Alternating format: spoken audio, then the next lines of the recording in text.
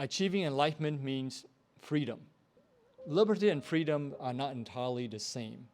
Why is that? Liberty is more external, and freedom is more internal, pertaining more to the mind and the heart than to the body. We enjoy liberty when the society to which we belong is organized in proper principles. We have no oppression. But we enjoy freedom when the mind reaches a higher state of consciousness, when the mind becomes free from greed, hatred, and delusion. So this requires observing the precepts, practicing meditations, and developing wisdom in order to achieve freedom. Freedom is internal.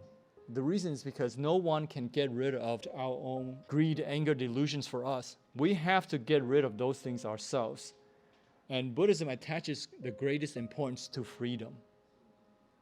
Freedom is, in fact, the ultimate goal of Buddhist path. The Buddha once says that my Dhamma is like the great ocean. Just as the great ocean has one taste, the taste of salt, so my Dhamma has one taste, the taste of freedom. Even though there are differences between freedom and liberty, they are closely connected because you cannot have one without the other.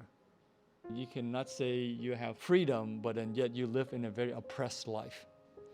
So it's very difficult to develop the mind, to raise the level of consciousness if one does not enjoy liberty. Does it make sense? If your life is full of oppressions and anxieties and afflictions, it's very difficult to practice meditation. Therefore, the two go hand in hand.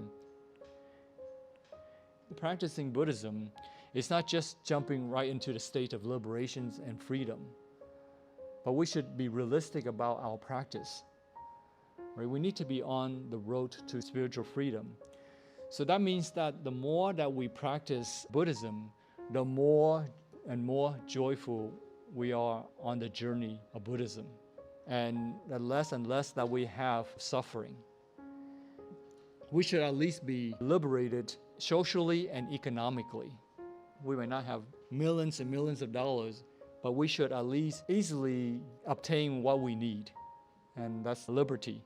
So this means that we should put in the efforts to preserve liberties for ourselves and others. So it's not just about being exclusive in our own practice, but to put forth the efforts to help preserve the liberties for others, like economic liberties, social liberties, whatever that we can help. So this is the reason why Buddhism is so tolerant, because it recognizes political liberties, social, economic, intellectual, religious liberties. And Buddhism recognizes the importance of all these liberties. Some religions do not recognize these liberties, however. We have never heard over the last 2,500 years of Buddhism waging wars. Buddhism has spread only by peaceful means, and one of the reasons for this is that Buddhism believes in liberty. What does equality mean? Equality here doesn't mean that everybody gets the same thing.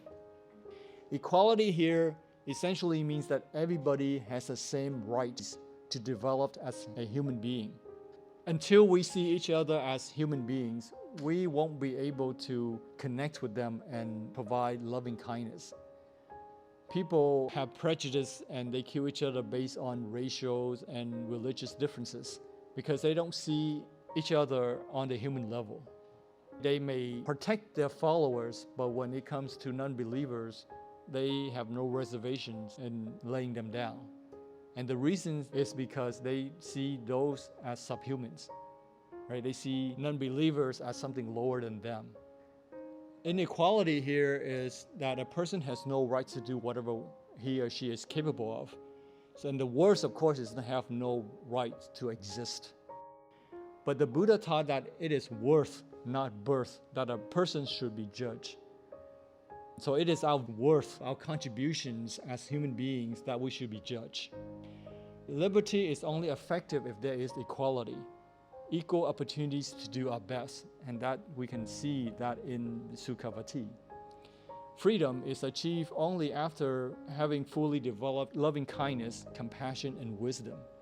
The Western Pure Land Sukhavati is a perfect society because of equality.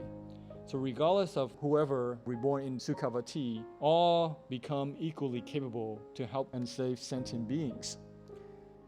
Buddhism is not a religion in deistic terms, not some mere salvation promise after death.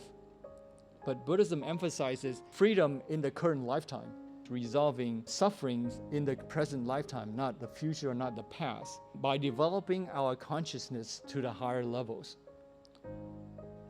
As Pure Land practitioners, we should not just wait for rebirth in Sukhavati, for salvation, but rather we should try our best to make the current world around us a happy place.